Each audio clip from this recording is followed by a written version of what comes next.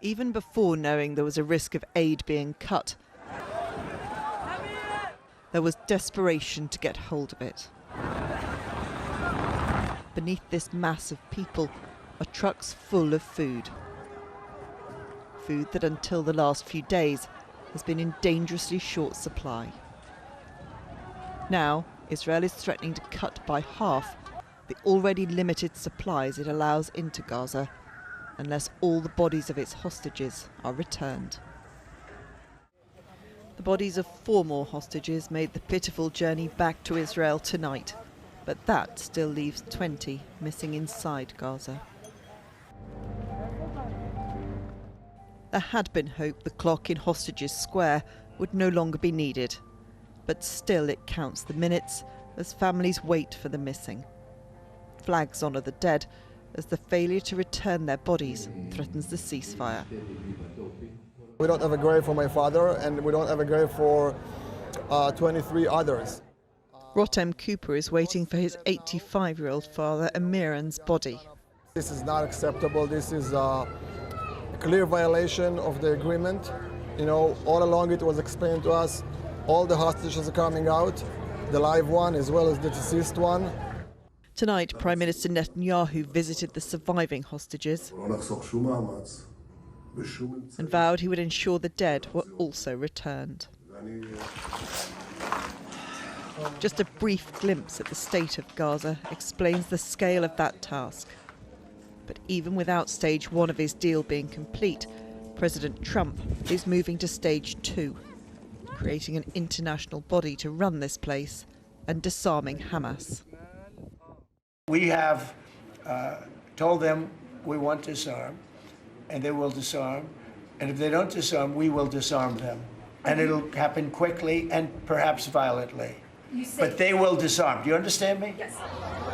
For now, Hamas remains the dominant security force in Gaza, armed and carrying out executions of those it believes have collaborated with Israel.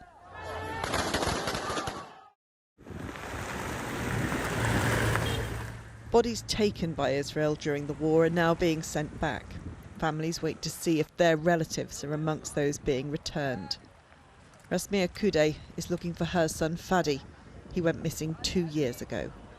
I want my heart to ease. If he is dead, may he rest in peace. But I hope his body will be here because I don't want to keep waiting in this limbo, not knowing what happened. Others are only just learning of their loss. Haytham was among the detainees released by Israel yesterday.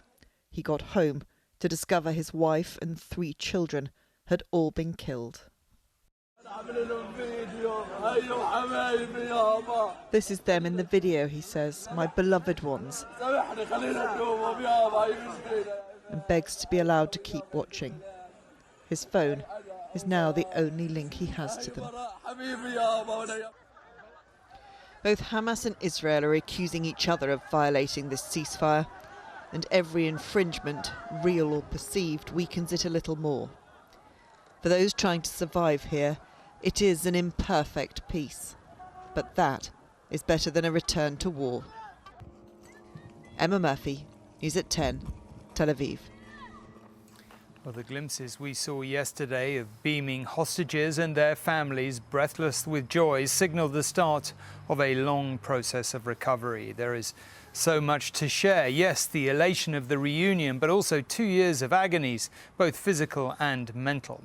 The returned Israelis are in hospital, eating, healing and reconnecting, preparing for their return at one hospital near Tel Aviv, and supervising their recovery is nursing director Dr. Michael Steinman. Rachel caught a word with her today. Always the first hostage who comes at morning, it's a big moment because we open the unit and suddenly family comes and helicopter land and the right noses and the love. We start hearing the right voices. That's a very, very good moment.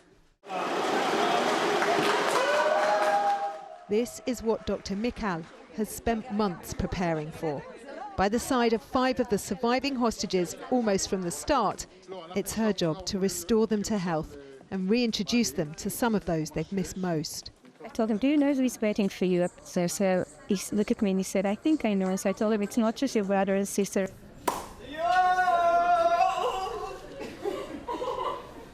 This is Eviatar David, reuniting with Guy Gilboa Dalal, his childhood friend and fellow captive, who's also just been released.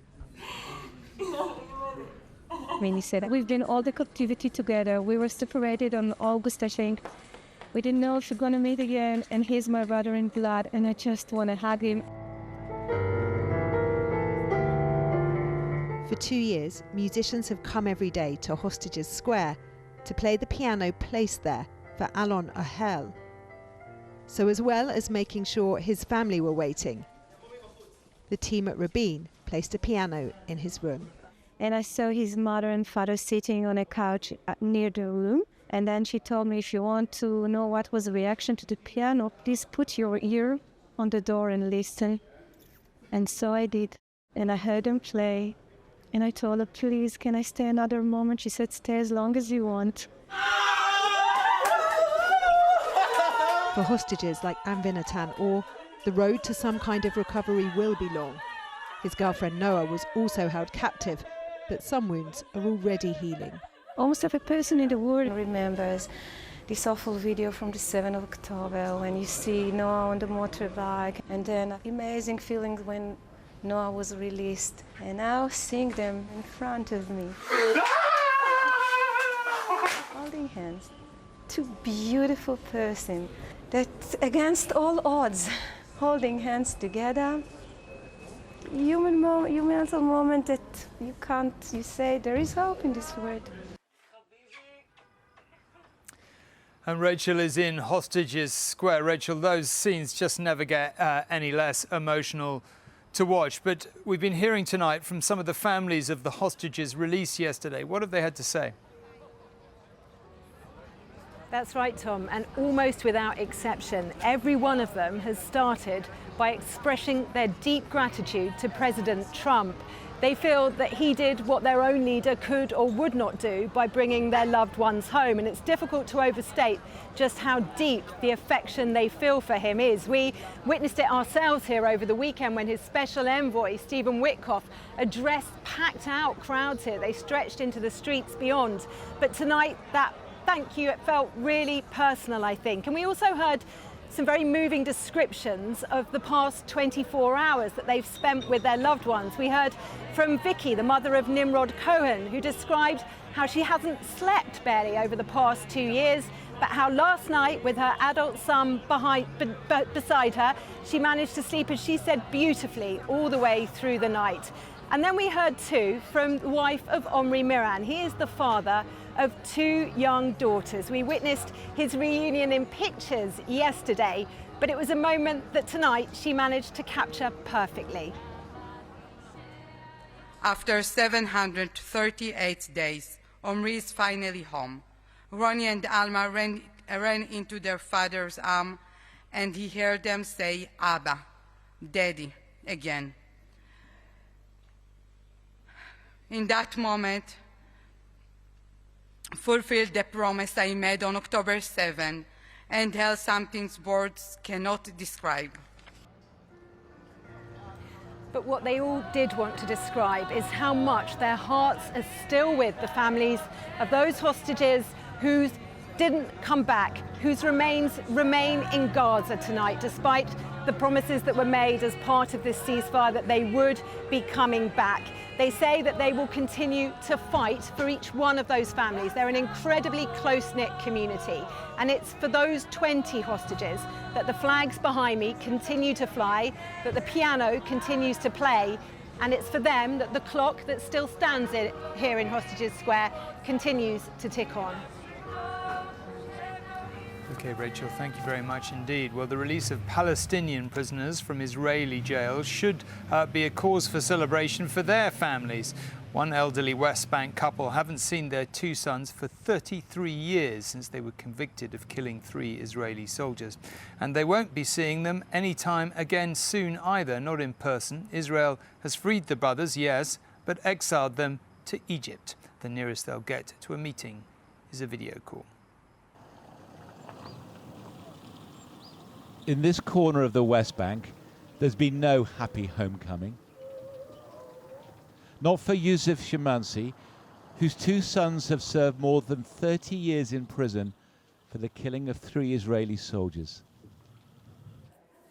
Still, he is joyful his boys will not now die in jail. I am very happy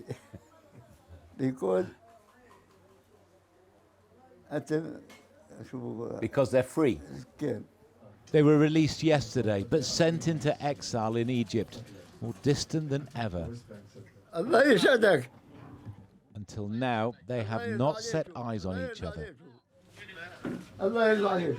The sound of their voices summons their mother, who is helped into the room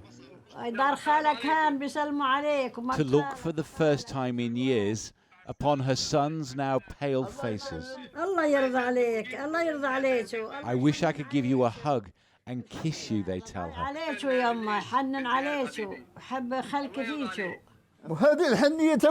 I miss them. Now I'm thinking of them when they were little babies. I've hardly seen them as a grown men. That is why I'm crying. Yusuf's home sits next to the Israeli border. He cannot cross it to see his sons without Israeli permission. The Trump peace plan is grand on aspiration and poor on detail. And here on the West Bank, the basis for a Palestinian state already recognized by Britain and other countries, it remains a world of Israeli walls, Israeli checkpoints, and Israeli settlements. Israel argues that's what it takes to keep its citizens safe. Yusuf says it's getting worse for Palestinians. Israeli soldiers come every day into our street. They destroy our homes. Our life is not good. Do you think now there is a realistic chance of peace and justice like Donald Trump promises? No. We live inside a big prison. All of us. For all the talk of change here, there's no doubt who's still in charge. John Ray, News at 10 in the West Bank. Filming of Gaza on the ground and from the air has shown the Armageddon-like destruction of most of the buildings these past 2 years. Well, now the United Nations has put a figure on it. More than 80%. For Gaza City itself, more than 90%. As far as the eye can see, the Rimal district of Gaza City is grey. Buildings crumpled, their remains strewn over the landscape. This is Rimal in 2020, 3 years before the war started. The area was once considered the beating heart of Gaza City and the Strip's most affluent neighborhood. It was one of the first areas targeted by Israel following Hamas's attack on October the 7th, 2023, which killed over 1,000 Israelis and, of course, brought the hostages to Gaza. The United Nations estimates that 84% of Gaza's buildings are damaged or destroyed. In Gaza City itself, that estimate rises to 92%. The United Nations Food and Agriculture Organization believes 98.5% of cropland in the Gaza Strip is either damaged, inaccessible, or both. Only 230 hectares remain usable. It is not only shelter and agricultural land that's destroyed, but critical infrastructure too. In Gaza, approximately 55 million tons of rubble needs to be removed, enough to fill Central Park in New York up to 12 meters high. With efforts hampered by over 7,500 tons of unexploded munitions thought to be in the territory. The estimated cost, £53 billion. Experts say it could take a decade or even several to rebuild Gaza. But how, one might ask, can a population starving and weary after 2 years of relentless war find the strength? One man who knows only too well the intractable differences between Israel and the Palestinians is the former Israeli Prime Minister Ehud Barak. At President Clinton's invitation a quarter of a century ago, he held talks with the Palestinian leader of the age, Yasser Arafat, at the American presidential retreat of Camp David. In the end, those talks came to nothing. I spoke to Mr. Barak and I began by asking him whether he really thought Hamas would step back from controlling Gaza. I'm sure they will have no choice but to do it if it executed immediately, namely if a force made of Egyptians, Jordanians, Emiratis, for example. Hamas cannot afford shooting at Egyptians. They holding the oxygen pipe for the whole strip. They cannot dare to shoot at Emiratis or Saudis who hold the purse for the reconstruction. Wars do end. Sometimes it's just about timing. You yourself have been involved directly in peace efforts. Is this the time? Is it conceivable that Prime Minister Netanyahu will be willing to accept the kind of trade-offs needed for particularly around a Palestinian state? Look, it's possible. There is a term, you know, cunning of history. In many cases in history we have seen that after deep tragedies, where both sides have to accept certain realities that they tended to ignore, sometimes over many years, coming to the surface and demanding action. And in many cases, when at the same time there is a global or international zeitgeist which creates a tailwind for negotiations, it flies. In order for this to progress to a meaningful peace deal, you've got to have a Palestinian leader who you can deal with and has the credibility to see this deal through for the Palestinian people. Do you see that person, and if so, who is it? Probably it won't be immediately. Probably it will take 3 or 5 years and not 3 or 5 months. But to say that it's inconceivable that Palestinians, after all their suffering, they cannot bring any figure and any political collective will to negotiate end of the conflict, I don't think that it's right. And so I remember you mentioned my discussion with Arafat. I remember telling them, your toughest moment will be not facing me, it will be facing your own people, having to tell them the truth about what a peace agreement contains. Look, if we would not complete it, it will pass to our successors. Nothing will be changed. Every wadi and every jabal, mountain, everything will be the same, except for the size of the graveyards on both sides. And I can tell you honestly, your graveyards will grow much faster than mine. Mr. Brett, thank you very much indeed for talking to us. Thank you. And Emma joins me here just to reflect on today. Emma, I was kind of surprised to hear Mr. Brett. I mean, he's a former Special Forces commander, military chief of staff and prime minister. And his kind of point about Hamas really, you know, they can't, if this force gets up and running, you know, they can't shoot at the Egyptians and the Saudis. I thought there was at least some hope in that. But today's been a very difficult day. Where do you think we're at?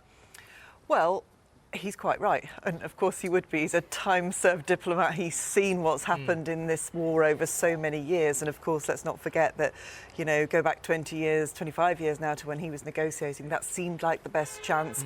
It failed. And then the Intifada and every second Intifada and everything that came since then has compounded the tragedy. So yes, the graveyards have grown and will grow. And in terms of the situation now, of course, they're not going to want to start putting a force in there that's going to get shot at by Hamas or anybody else. Trying to get that force in is the big thing, and it's still not completely nailed down as to exactly who would take part. In terms of today, well, it has been tricky, and it's going to carry on being tricky. The bodies of 4 more of the hostages have now started to move towards Israel. That is a significant moment, certainly for their families, but also for this ceasefire process, because there was huge frustration here in Israel over the past couple of days that there just had not been the level of moves that they had expected in terms of the numbers of the hostages, the dead hostages that would be returned. They thought there'd be far more than 4. And I think the fact that they're trying to really sort of twist the screw by stopping the aid, stopping the fuel, is an attempt to warn Hamas that they really are very, very serious about getting these deceased hostages back. Of course, Israel has got to be very careful in this position, because if they go too far, they will also be seen as violating the terms of the agreement that was made only a few days ago, and the whole cycle will begin of one and the other continuing to accuse each other of these terrible breaches until it doesn't hold anymore. Okay, Emma, let's see. But for now, thank you very much indeed.